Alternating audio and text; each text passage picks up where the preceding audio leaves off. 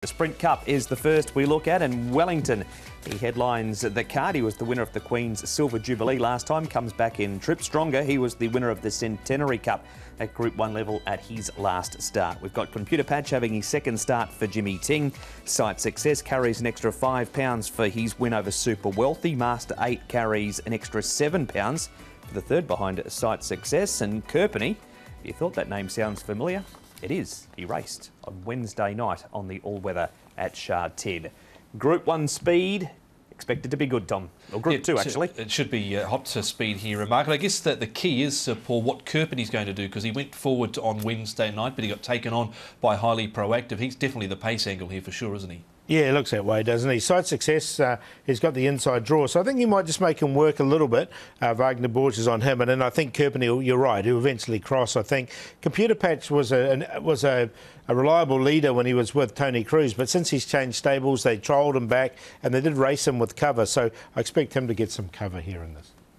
All right, so that is the speed map and how it is anticipated to pan out. It's a race, Paul, with the previous winners looking like this. It was Amazing Star at massive money last year. Yeah, a big price for Amazing Star. Was the outside of the field from memory. Voyage Warrior, Rattan, Beat the Clock and Mr. Stunning. Those two were well favoured. But yeah, there has been a few upsets over the years. It's traditionally been a race as well, the Sprint Cup, that hasn't necessarily been won by the horses carrying the bigger weights. And as we roll over and look at the prices of recent winners of this race, it's a race that favourites don't have a very good record in either. Paul touched on Amazing Star there, 179, Voyage Warrior 24, and Rattan there at 17s. But not many favourites have won this race, Mark. They have not, Tom. So Super Wealthy's a very early favourite for the race. Probably unlikely he's going to start that. One horse that will put his hand up to be favourite is Wellington. Last start Group 1 winner. Alexi Bedell rode on that occasion. He's on board again on Sunday. Nick caught up with Alexi via Zoom and asked him how the horse is feeling.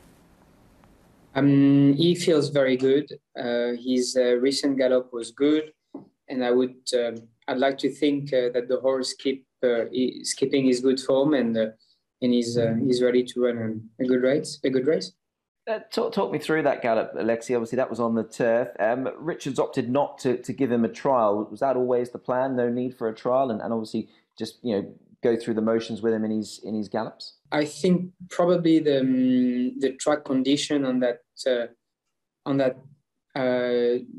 day of trial, the day before, was not very good. The dirt was not in good condition, so maybe Richard decided to gallop on the turf, and I was very satisfied with the gallop. So the horse looks fit and ready to go anyway. And Richard's obviously tried a few different bits of headgear with this horse, Alexi. I mean, he wore a tongue tie in the race behind Skyfield, obviously a couple of runs ago. He also sported cheek pieces 2 runs back. Have you and Richard now found what the desired headgear is that's needed for this horse? I mean, he wears the cross noseband, of course.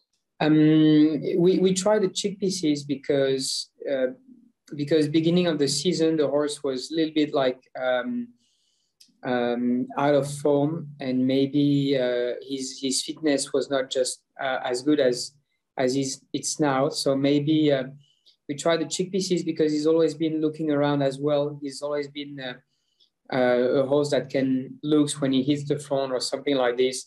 So we tried this on 1200, and I think it did work well. And after that, the horse just improved so much. So we just keep it natural, Just a couple of aspects, obviously, Alexi, on this race. I mean, he's coming back in trip as well, 14 back to 12. Now we know he's a very classy 1200 metre horse. Is he versatile? Do you feel that he can just do that quite seamlessly? I think he's very versatile, and I was surprised to see how he was relaxed on 1400, and that was a very good surprise anyway. It's interesting to see what it's going to be coming back to 1200.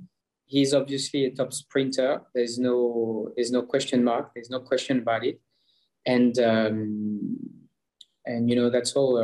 There's nothing else to prove. The horse is in good form, and hopefully a clear and smooth run, and he should run very good. Clear and smooth run, Tom. That's something he didn't have a whole lot of luck with prior to that win last time over 1400. No, and I think this race is going to certainly come down to luck in the running, because there's such an even bunch of sprinters here, Paul. So I think it's going to be who gets the right run on the day and who the race conditions suit the most here. Yeah, exactly. Yeah, we've seen these sprinters sort of take turns winning at some of these races. He's a 6-time winner, though, as over the course and distance is Wellington. You can see that there on that graphic as well. And obviously Alexi's won 5 races on the horse, so he knows the horse well.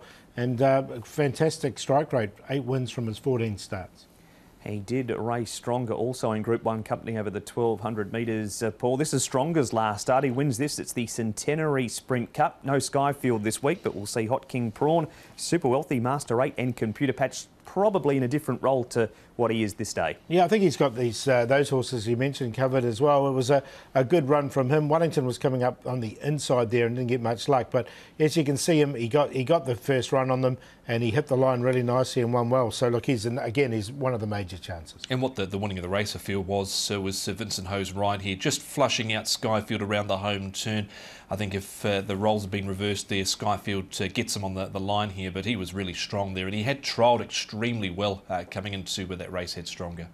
And he's also trialled coming into this race on Sunday. Tom, here it is, he runs second. What did you make of this trial? Yeah, I thought it was really good. He was at the rear and he ran on nicely when asked. The leaders got right away from them here, but you can see him quicken up nicely in the middle part of the track. He's still an entire here, Paul, and he just likes to get out into that middle part of the track and really dash home well. Yeah, so look, it was a really good run once again. He's drawn 9. It's not going to matter because he gets back. He'll go back and he'll just want some pace on him. With Kerpenny in the race, I think he's going to get it. And Douglas White having a fantastic season in group races also. Sight success here, Paul. This is Class 1. He's raced in Group 3 before. What about coming to Group 2? Well, I think he can be in the right place, Sight success. He's going to either get the inside. I think he'll eventually let Kerpenny go. He'll get the nice trail. Again, the horse keeps improving. He's a 7-time winner from his starts. And from barrier number 3, I think he'll get his opportunity. And he was there to be shot down. Master 8 couldn't reel him in. Super Wealthy was certainly good here, I thought, this run as well. And Lucky Express, his wins have been over 12 and 1400 metres, but from his sort of 20 starts, those wins have been few and far between.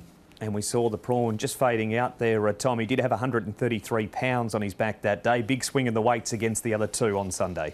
Yeah, so that's going to assist him. The big weight certainly got to him last start. We know he's a quality animal. Paul Zach Purton back on him once again. And there was nothing wrong with this trial either. He's not really been asked too much. No, exactly. And look, he is a Group 1 winner in the past. He's a 7-year-old now. That was just a little query as a few of these younger horses coming through. But look, he's going well enough. The trial was fine. There was no problems with it. So that is Hot King Prawn. Paul, we need some selections for the first of the Group 2s. You're with one of the last start Group 1 winners, or are you going elsewhere? No, I am. I've got them both in the top 3, actually. I think they're both running pretty well at the moment. So I'll stick with Wellington, though. I think he can go really nicely here. He should get the race run to suit. And back to 1200 is not an issue. Sight Success is the younger horse coming through. He's a 5-year-old in saying that. But look, his run I thought last time was very good. Stronger was a great trial. He's going really well. He gets the right run. He's got to come from the back. And then Master 8, see if he can sort of come up to this company. But 1, 7, 2 and 8. Look, he was too good for them last start. Strong, he trialled really well coming into that last start assignment, and I think he's trialled just as well again. So I'll go with him. Stronger over Wellington. Master 8 certainly not without a chance in this. He was a tad worse than midfield loomed. Just couldn't quite reel them in. I don't think he had too many excuses last start, and Hot King Prawn makes it in as well. 2, 1, 8 and 3.